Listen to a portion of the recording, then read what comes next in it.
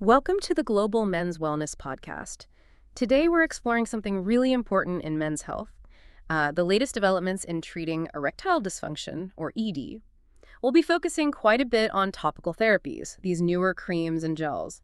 We want to unpack what they are, who might benefit, and why they're actually a pretty big deal for men's well-being, thinking about mental health, sex life, just quality of life overall. You might find some of this quite surprising. Absolutely. And just to be clear, when we say erectile dysfunction, we're talking about consistently finding it difficult to get or keep an erection that's firm enough for, well, satisfactory sex. And it's really common, more than people often think. Right. What are the numbers like?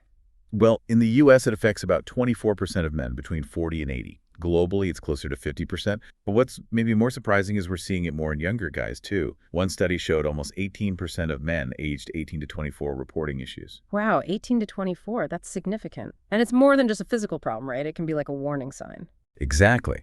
Think of it like a check engine light for your body. Sometimes ED is the first sign of an underlying health issue, like heart disease or diabetes. And beyond the physical, the impact on quality of life is huge. It can lead to anxiety, lower self-confidence, even depression. And it doesn't just affect the man himself, does it? It impacts relationships, too. Oh, definitely. Partners often experience things like reduced desire, dissatisfaction in the relationship, sometimes even a feeling of hopelessness. It's a shared issue. So given how common and impactful it is, you have to wonder why the struggle to find the right solution. We have treatments, of course. Yeah, the pills like Viagra or Cialis, the PDE5 inhibitors, and then there are vacuum devices, implants, injections. And those have been, life-changing for many. But they have limitations. Take the oral medications, the PDE5 inhibitors. They work well for lots of men, but the dropout rate is surprisingly high. How high? Around 50% stop using them after just 1 year. 50%? Why is that? It can be a mix of things. Side effects like headaches or flushing. Cost can be a factor. And a big one is the lack of spontaneity. You often have to plan ahead. And things like injections or vacuum devices, well, they can work, but they definitely lack spontaneity and can cause discomfort or, anxiety for some. So people are looking for something better, or at least different. Exactly. It highlights this ongoing search for something closer to an ideal ED treatment. What would the ideal treatment look like? Well, ideally, you'd want something discreet, effective when you need it on demand. It should work quickly, but also last long enough. Crucially, it needs to support spontaneity. It should also be safe, with minimal side effects or drug interactions. And, very importantly, it needs to be acceptable to partners. Okay. And this is where topical therapies might fit in. Precisely. Topical treatments, creams, gels seem really well positioned to tick a lot of those boxes. How so? What makes them different? The main thing is targeted delivery. You apply it directly where it's needed. This often means a much faster onset of action because it doesn't need to circulate through the whole body first. That localized action can also mean fewer systemic side effects and less risk of interacting with other medications someone might be taking. Right, because it's not going through the whole system as much. Exactly. Plus, they bypass what's called the liver's first-pass metabolism. Basically, the liver doesn't break down a chunk of the drug immediately after absorption. This might mean you can use lower doses effectively. And they're non-invasive, easy to apply. That ease of use can really foster spontaneity. Yeah, I can see that. You could potentially even make applying it part of foreplay. That's a key point. Yeah. Partner involvement and acceptance can go way up when the treatment feels more natural and less sort of medical. Okay, so let's talk specifics. What kinds of topical treatments are actually out there? I know alprostadil has been around in different forms. It has. There was an intraurethral form called MUSE, basically a small pellet inserted into the urethra.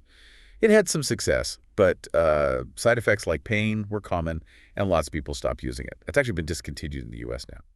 Then there's alprostadil cream. It's approved over in the European Union, but the FDA didn't approve it here. There were concerns about, well, manufacturing and safety. Common side effects were things like penile burning or redness. Okay, well, that's prostaglandin E1 ethyl ester, or EE. It's similar to alprostadil.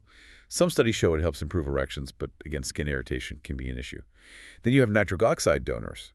These usually come as gels or creams like glyceryl trinitrate. They work by boosting blood flow. Does that work well? Studies on glyceryl trinitrate gel showed it did significantly improve erectile function scores. But common side effects were headache and sometimes a stuffy nose, nasopharyngitis. Right. And then there's one that sounds really different, MD3000. You said it was non-medicated. Yes, this one's really fascinating. ME3000 is a hydroalcoholic gel. Its story is unique because it was initially developed as a placebo, a control, in clinical trials for other ED drugs.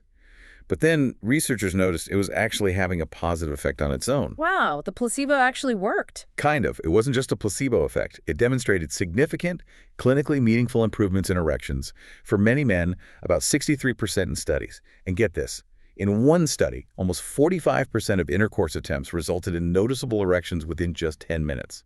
That's incredibly fast. 10 minutes, that is fast. Faster than pills usually. Much faster. And another key finding was that when partners were involved in applying the gel, the response rates went up significantly. Plus, it has a very low risk of side effects. And the biggest news, the FDA authorized MED3000 in June 2023. It's the first over-the-counter gel specifically designed to treat ED. The first OTC gel, that's huge for accessibility, isn't it? It's a potential game changer. Takes away that initial hurdle of needing a prescription. Okay, moving on slightly. What about testosterone gel? Is that considered a topical ED treatment? Well, yes and no. It's primarily for men diagnosed with hypogonadism, which means low testosterone, but low T and ED often go hand in hand. So for men who have both low testosterone and ED, restoring those hormone levels with testosterone gel can significantly improve sexual function, including erections. Got it. So it's treating the underlying hormonal issue. Are there any others, maybe less common ones? There are a few others mentioned in research, like saffron gel or capsaicin, the stuff that makes chili peppers hot, but these are less studied, less common. It's also really important to mention combination therapy. You mean using a topical with something else? Exactly. Especially for men who don't get a full response from, say, PDE5 inhibitor pills alone. Adding a topical agent like alprostadil or even an intraurethral one can lead to much better results than just using one treatment by itself. That makes sense, attacking the problem from different angles. But how do these topicals stack up overall against the pills, efficacy-wise? That's a fair question. While topicals offer those advantages like speed and potentially fewer side effects, current studies generally show that PDE5 inhibitors still tend to produce higher overall improvements in erectile function scores when compared head-to-head with topical monotherapies. So right now, there isn't evidence showing a topical is flat-out superior to a pill in terms of sheer erection-boosting power across the board. Okay, good to know. But the accessibility factor, especially with something like MED3000 being over-the-counter, seems really important for overcoming barriers. Stigma and embarrassment stop a lot of men from even seeking help, right? Absolutely. That initial step of talking to a doctor can be tough. The experience in the UK, where sildenafil became available over the counter, is really informative. What they found was that making it easier to get that first treatment actually encouraged more men to eventually talk to pharmacists or doctors about their ED and overall health. Interesting. So easier access doesn't necessarily mean less professional oversight in the long run? It seems it can actually open the door to more comprehensive care down the line. Lowering that first barrier makes the whole conversation less daunting. So looking ahead, what's next in the world of topical ED treatments? Sounds like things are moving fast. They really are. It's a rapidly evolving field. There are several promising agents in later-stage clinical trials, phase 2 or 3. Things like topical versions of other PDE5 inhibitors like vardenafil and sildenafil are being developed. There's also a novel peptide called BZ371A, which works by enhancing nitric oxide activity that's key for erections. And technology must play a role, too. Definitely. Telemedicine is becoming huge. It offers a private, accessible way for men to have these sensitive conversations with healthcare professionals without even leaving home. That also helps chip away at the stigma. So wrapping this up, what's the main takeaway for listeners? I think the key message is that there are more options than ever if you're experiencing ED. It's not a one-size-fits-all situation anymore. The goal is personalized care, finding what works best for your specific needs and lifestyle. Right. And these advancements in topical therapies, especially the OTC options, are making treatment potentially more discreet, more spontaneous, and just easier to access. It's important to remember you're not alone in this, and getting informed about the possibilities is really the first step. It can lead towards renewed confidence and just a better quality of life. Well said. It really opens up possibilities. And it makes you wonder, doesn't it?